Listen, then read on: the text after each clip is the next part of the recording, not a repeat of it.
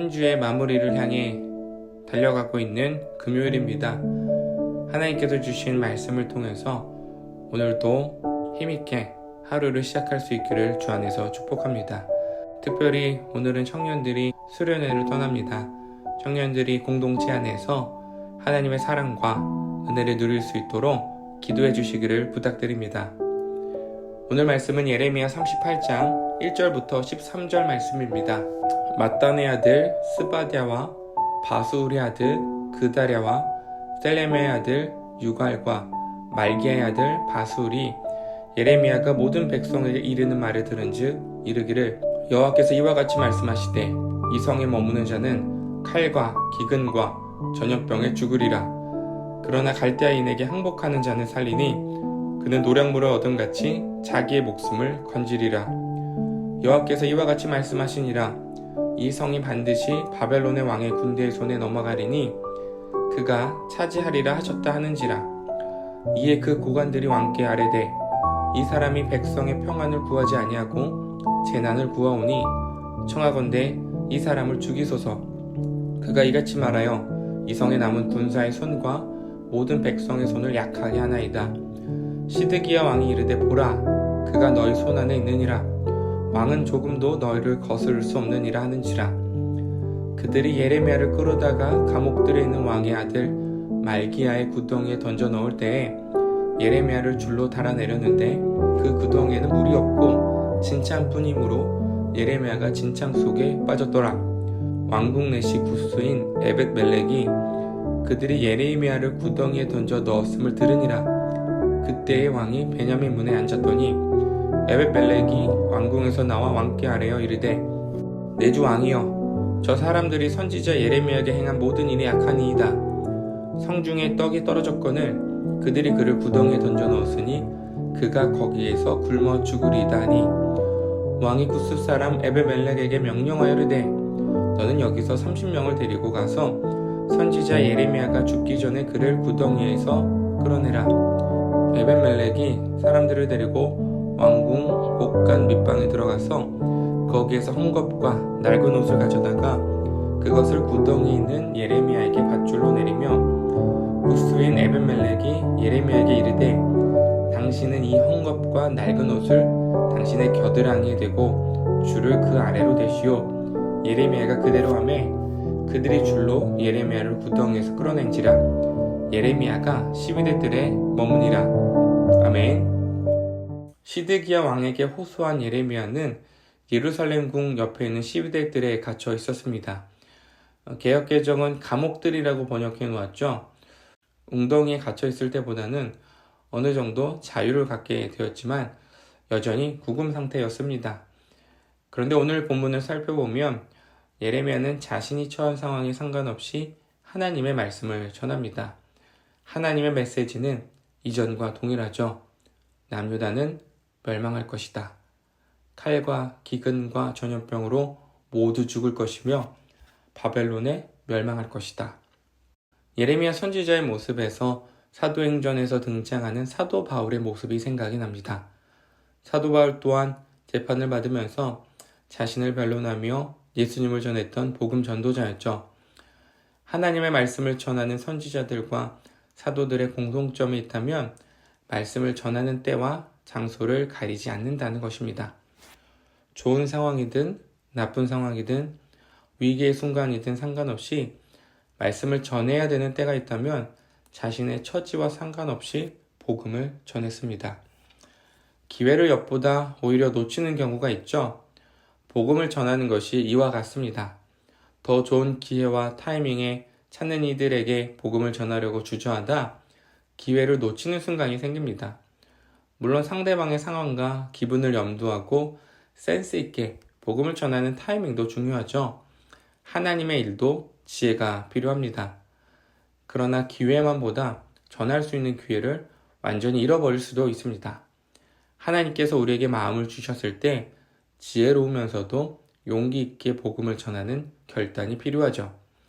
사도행전 말씀을 통해서도 함께 나누었지만 우리는 복음을 전할 뿐 열매 맺게 하시는 분은 하나님이십니다. 그러나 예레미야 선지자의 예언에 불편한 자들이 있었습니다. 남유다의 지도자들이라 말할 수 있는 고관들이었습니다. 바벨론과의 전쟁 중에 승리를 예언해도 모자를 판에 항복을 하라는 둥, 기근과 전염병에 죽을 것이라는 둥, 예레미야 선지자가 이런 메시지를 전하니 너무나 불편한 거예요. 자기들이 듣고 싶었던 메시지가 아닌 것이죠.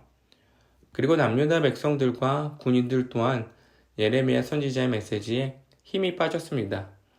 4절 말씀을 보면 고관들이 시드기야 왕에게 보고하길 이 성에 남은 군사의 손과 모든 백성의 손을 약하게 하나이다. 손을 약하게 하다의 의미는 낙담시키다입니다. 하나님의 메시지에 전쟁 중인 군인들과 백성들 모두 힘이 빠진다는 것이죠. 사실 이들은 기대감과 소망이 있었습니다. 자신들이 하나님을 떠나 범죄하였지만 명색이 하나님의 백성인데 하나님이 이렇게 버리실 리가 없을 거다라고 생각했을 것입니다.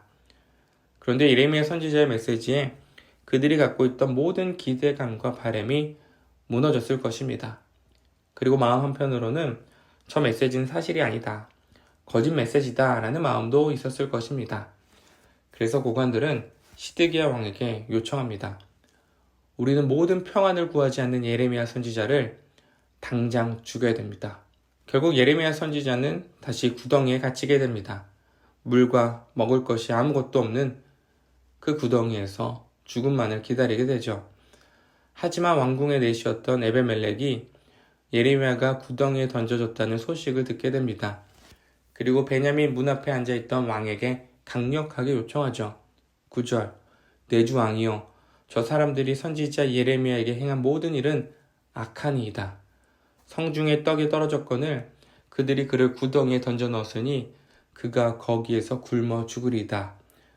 에벤멜렉의 말에 시드기야 왕이 갑자기 변덕을 부리는 건지 자신이 잘못했다는 것을 깨달은 것인지 알 수는 없지만 30명을 데리고 가서 예레미야 선지자를 구덩이에서 끌어내라고 명령합니다. 에벤멜렉에 의해 예레미야 선지자는 구덩이에서 빠져나오게 되고 시위대 뜰에 머물게 되죠.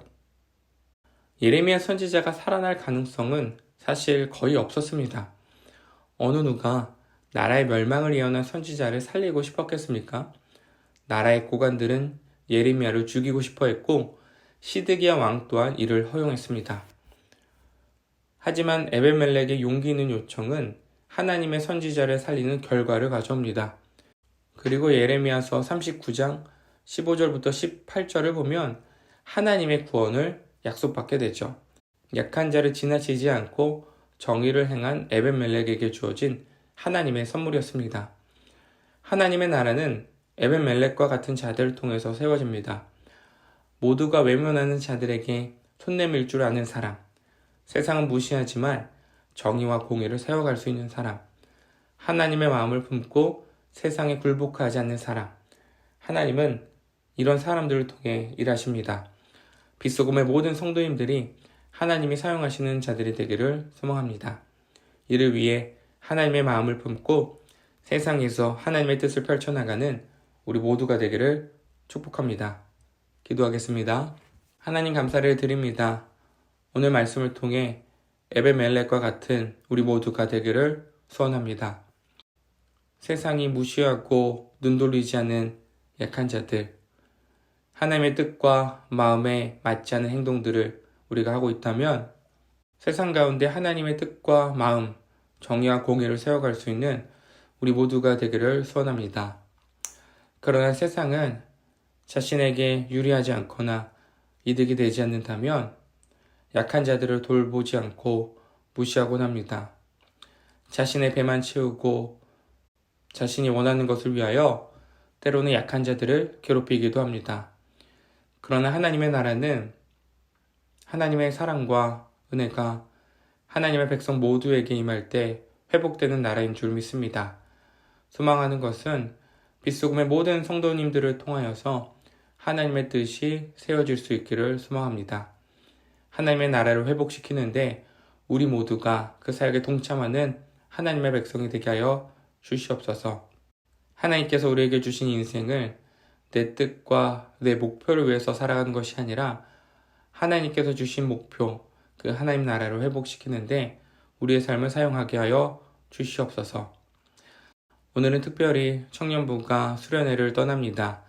안전하게 다녀올 수 있도록 하나님께서 인도하여 주시고 청년들이 공동체 안에서 하나님 나라를 꿈꾸고 소망하며 그 나라를 경험할 수 있는 귀한 시간 되게 하여 주시옵소서. 이후에 이어질 영아부와 유초동부, 중고동부 수련회 가운데서도 하나님께서 함께 해주셔서 우리 모든 다음 세대들이 하나님의 마음과 뜻을 세워갈 수 있는 귀하고 복된 여름 일정이 되게 하여 주시옵소서. 오늘도 우리에게 주신 복된 하루를 감사하며 우리 주 예수 그리스도의 이름으로 기도드렸습니다. 아멘.